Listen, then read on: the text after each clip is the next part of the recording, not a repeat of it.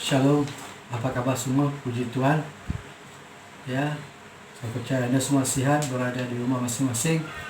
Hari ini kita akan melihat dari petikan 1 Samuel 30 ayat 6 sampai 8. Sekali lagi saya ulang, 1 Samuel 30 ayat 6 sampai 8.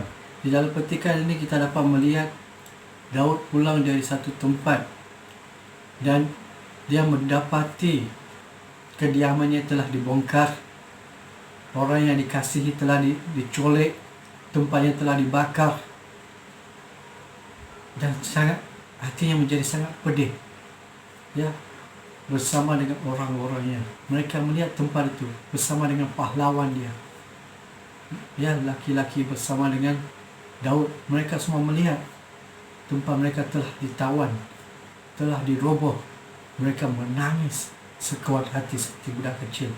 Jika kita melihat dalam firman Tuhan, ya, 1 Samuel ayat 30, ya, mereka menangis. Tetapi satu sifat yang luar biasa dalam Raja Daud, sifat seperti itu kita harus miliki. Dia bangkit dari posisi yang dia telah sedang mengalami. Ya, dia terjepit dari dalaman secara mental dan emosi. Dia terjepit dari luaran, orang yang dia kenal ingin lempari dia dengan batu. Dan yang luar biasa adalah dia memilih untuk menguatkan kepercayaannya pada Tuhan. Dia tidak duduk dan dia tidak kata, oh kesiannya diriku ni, oh saya terperangkap di dalam kasus seperti ini. Dia tidak melarikan diri, namun dia memilih untuk menguatkan kepercayaannya pada Tuhan. Judul pada hari ini ingin saya sharing adalah, daripada merasa kesian, lebih bagus memberi pujian kepada Tuhan. Sekali lagi saya ulangi, daripada merasa kesian, lebih bagus memberi pujian kepada Tuhan. Ya, perkara itu yang dilakukan oleh Daud. Dia bangkit. Nomor satu, dia menguatkan kepercayaan dia kepada Tuhan. Ya, bila kita melihat dan memilih untuk menguatkan kepercayaannya pada Tuhan, itu sudah sebagai satu pujian kepada Tuhan. Dan memilih untuk memuji Tuhan. Ya, dia melakukan 5 perkara. Nomor satu, dia kuatkan kepercayaannya pada Tuhan. Nomor 2, dia berseru pada Tuhan. Nomor 3, dia mencari jalan Tuhan. Nomor 4, dia mencari kebenaran Tuhan. Dan kelima, dia memiliki kehidupan yang Tuhan berikan. Haleluya. Luar biasa, ya, bila kita melihat bagaimana Tuhan memberi, ya, sekali lagi kemerdekaan kemenangan kepada Daud. Haleluya. Dan orang-orangnya. Ya, kita harus meneliti firman Tuhan ini sekali lagi. Ya, aplikasi firman ini dalam hidup kita. Saat kita terjepit dari dalaman, dari luaran, ya, berseru pada Tuhan. Nomor satu, kuatkan iman anda. Mari kita lihat firman Tuhan. Haleluya. Saya percaya ini sekali lagi akan memperbaharui, ya, kuatkan sekali lagi, ya, orang manusia dalaman anda kepada Tuhan. Haleluya. Mari kita lihat 1 Samuel 30 ayat 6 sampai 8. Dan Daud sangat terjepit kerana rakyat mengatakan hendak melempari dia dengan batu. Seluruh rakyat itu telah pedih hati masing-masing kerana anaknya laki-laki dan perempuan. Tetapi Daud menguatkan kepercayaannya kepada Tuhan. Haleluya. Allahnya. Lalu Daud memberi perintah kepada Iman Abiatar bin Ahimelek, bawalah efod itu kepadaku. Maka Abiatar membawa efod itu kepada Daud. Kemudian bertanyalah Daud kepada Tuhan, katanya, haruskah aku mengejar gerombolan itu? Akan dapatkah mereka ku susul? Dan dia berfirman kepadanya, kejarlah, sebab sesungguhnya engkau akan dapat menyusul mereka dan melepaskan para tawanan. Lihat bagaimana Daud berbicara dengan Tuhan. Dua soalan. Dia bertanya pada Tuhan, haruskah mengejar gerombolan itu? Adakah ini jalan yang harus pergi? Adakah jalan ini yang kau benarkan? Dan seterusnya dia tanya, akan dapatkah mereka kususul? Dia minta kebenaran daripada, dia minta firman daripada Tuhan. Ya, nasihat daripada Tuhan. Dan Tuhan kata, kejarlah. Kejarlah. Tuhan berfirman, sesungguhnya engkau akan dapat menyelesaikan lepas para tahunan. Ya, Tuhan memberi satu kepastian, kemenangan, ya, kemerdekaan, satu kehidupan, ya, yang dia akan dapat kembali. Haleluya. Sama seperti itu pada hari ini. Ya, saya percaya tidak kira di mana Anda berada pada saat ini, jika Anda terjepit di dalam atau di luar, ya, kasus, ya, ramai sekarang kita, ya, jangan pikir sangat emosi berada di rumah. Tidak kira Anda berada di mana. Jika Anda berada di rumah, jika Anda terasa terlalu, ya, tidak bisa mengawal emosi, tidak bisa mengawal perasaan, ya, mari kita belajar bersama daripada firman Tuhan ini.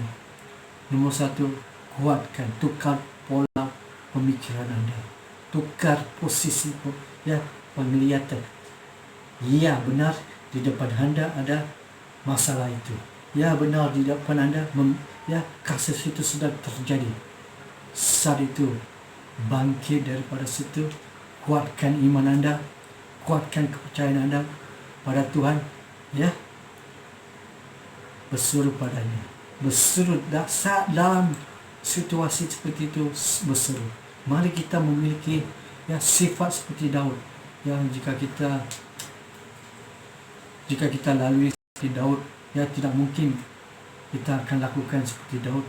Kita akan lakukan apa yang kita bisa pikir di dalam akal logik kita, bagaimana menyelamatkan orang kesayangan kita. Tetapi melalui firman ini Tuhan ingin mengajar kita. Tuhan lebih mengerti dan mengetahui segala sesuatu. Tuhan ingin mengajar kita, ya, dengan firman ini kita dapat belajar. Nomor satu, kuatkan hati, ya, hati yang lemah itu kuatkan kepercayaan pada Tuhan, berseru pada Tuhan, cari jalannya. Adakah ini jalan yang harus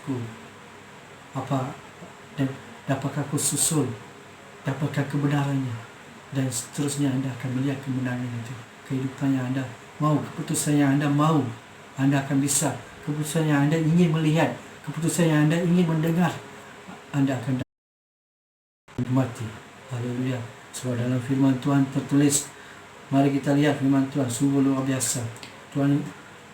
Firman Tuhan menghidupkan mereka yang patah hati, mereka yang terjepit. Ya, firman Tuhan tertulis dalam Yohanes 8 ayat 32. Dan kamu akan mengetahui kebenaran, dan kebenaran itu akan memerdekakan kamu. Haleluya.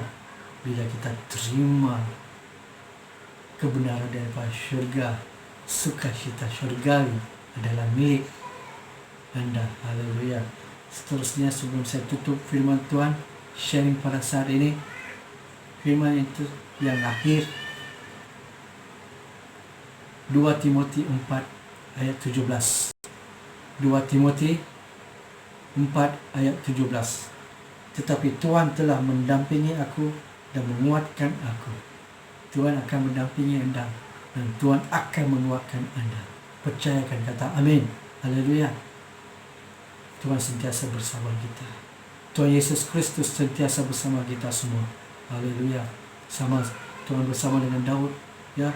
Di dalam 2 Timotius kita dapat melihat Paulus berkata Tuhan telah mendampingi dia dan menguatkan saat dia berada di dalam, ya, penjara. Semua telah meninggalkan dia, tetapi Tuhan mendampingi dia dan menguatkan dia. Saat ini tidak kira sesiapa yang meninggal Anda berseru pada Tuhan, ya, menguatkan kepercayaan Anda, berseru padanya, cari jalannya, cari kebenarannya, dan Anda akan melihat kemerdekaan, Anda akan melihat kemenangan, Anda akan memiliki kehidupan itu. Haleluya. Sebelum saya tutup, saya ingin memberi satu contoh. Askar tidak bisa memiliki, ya, di dalam kamp askar, tempat latihan, Mereka tidak mempunyai kebebasan untuk melakukan apa-apa. Mereka harus patuhi waktu yang harus bangun. Mereka harus makan pada waktu yang harus makan. Mereka akan diuji secara mental. Mereka akan diuji secara emosi dan secara badani. Secara fisikal mereka akan dilatih juga.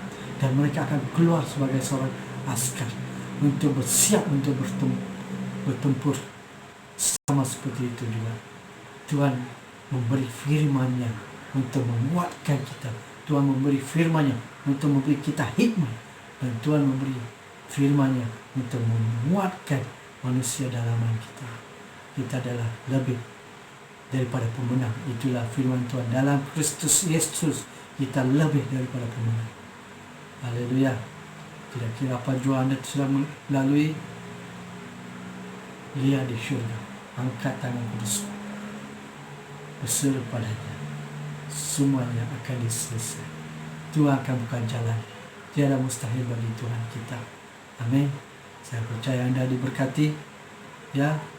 Sekali lagi saya ingin mengingati Anda, kuatkan kepercayaan Anda pada Tuhan, berseru padanya, cari jalannya, cari kebenarannya, dan akhir sekali kehidupan itu yang Anda ingin, Tuhan akan memberi.